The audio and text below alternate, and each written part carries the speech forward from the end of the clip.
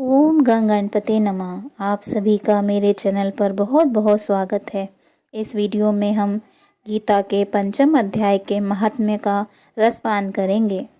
श्री भगवान कहते हैं कि हे देवी, अब सब लोगों द्वारा सम्मानित पांचवें अध्याय का महात्म्य संक्षेप में बतलाता हूँ। सावधान होकर सुनो। मध्य देश में पुरुकुसपुर नामक एक नगर है। उसमें पिंगल नामक एक ब्राह्मण रहता था।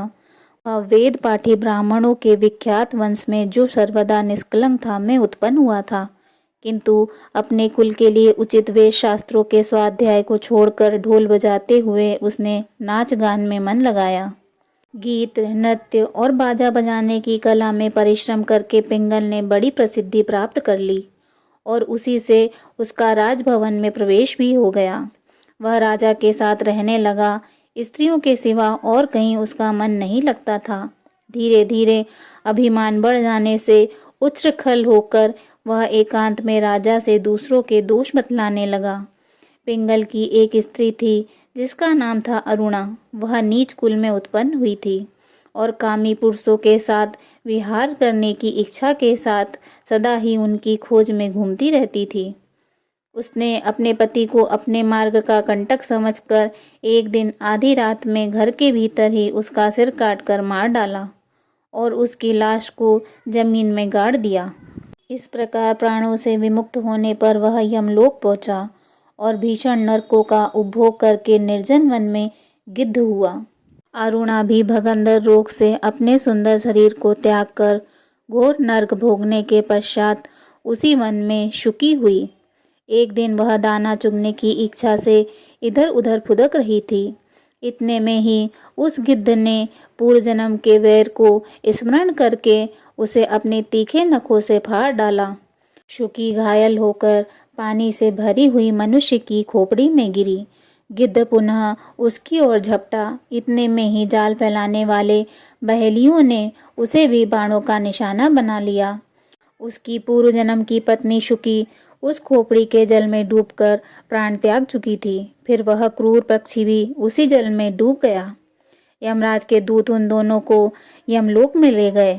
वहां अपने पूर्वकृत पाप कर्म को याद करके दोनों ही भयभीत हो रहे थे।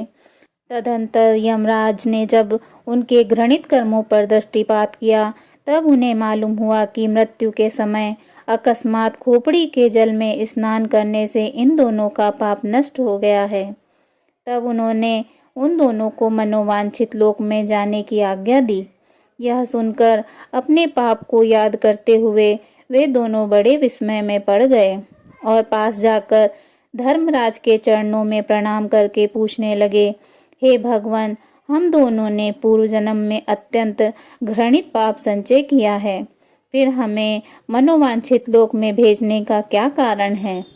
यमराज जी ने कहा, गंगा के किनारे वट नामक एक उत्तम ब्रह्मज्ञानी रहते थे।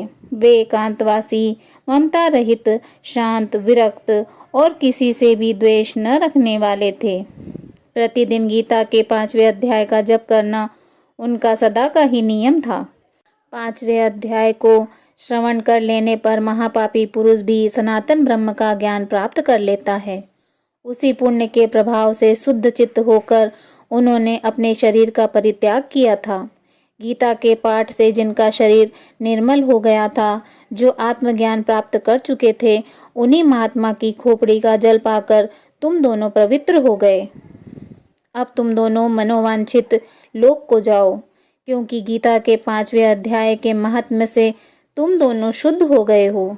श्री भगवान कहते हैं कि सबके प्रति समान भाव रखने वाले धर्मराज के द्वारा इस प्रकार समझाए जाने पर दोनों बहुत प्रसन्न हुए और विमान पर बैठकर वैकुंठ धाम को चले गए। बोलिए श्रीमद् भगवद गीता की जय। श्री हरि विष्णु भगवान की जय।